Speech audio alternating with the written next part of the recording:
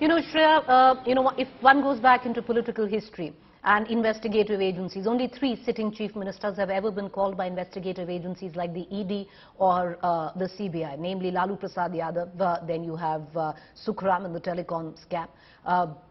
Lalu Prasad Yadav, of course, in the fodder scam, and then, of course, Hemant Soren. Having said that, what are we expecting today? Are they going to question him? What are your sources telling you? I know it's difficult in terms of information, in terms of what their line of questioning will be and how long it will take place for.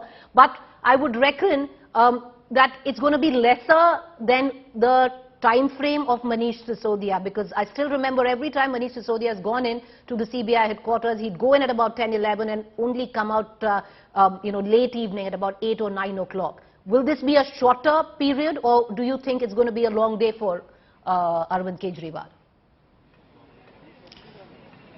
Well, Preeti, primarily when we see the questioning with Manish Sisodia, it also went on for a long time because he was mentioned as one of the accused in the case. When we talk about Arvind Kejriwal, we look for a timeline of at least 8 hours of questioning with a 1-hour break. So if we count it from 11, so definitely it's going to be a long day. We do not see this questioning at least getting over till late evening. Arvind Kejriwal will have to face the CBI officials so far as his knowledge when this entire policy was being formed, whether he communicated with the then Excise Commissioner, whether he was in direct touch with Sameer Mahendru, whether he actually mentioned anything which has been alleged that he said that Vijay Nair is his boy, whether he used his influence, whether he directly communicated with these people. Remember the main allegation that 100 crore rupees was actually routed by the South Group cartel, and those money was also pumped into the Goa election. Arvind Kejriwal has already gone on record to say that the CBI or the ED has got nothing from the vendors in the Goa elections who they have already questioned. They said that they have made all the payments in checks. So somewhere down the line, the responses that we can actually gauge that Arvind Kejriwal would be giving inside the CBI headquarters, he pretty much put that forward yesterday before the press conference as well. So that messaging is clear. We know that Aam Aadmi Party is also willing to fight this fight in the front foot, and they're also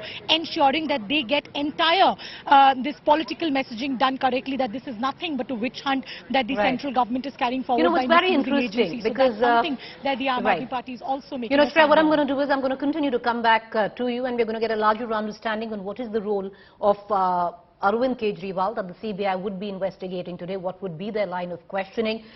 What we are given to understand right now, at least from the Aam Aadmi Party, is that the summon pertains to questioning possibly as a witness and not so much as an accused. We're going to break it down for our viewers, but trust us to keep getting you the latest. We have Milan, who's joining us from the Aam Aadmi Party headquarters, which is rather desolate, understandably, Section 144. Through the course of this morning, there have been multiple detentions at the Aam Aadmi Party headquarters. My colleague Amit, who's making his way also now to the CBI headquarters, Rajghat.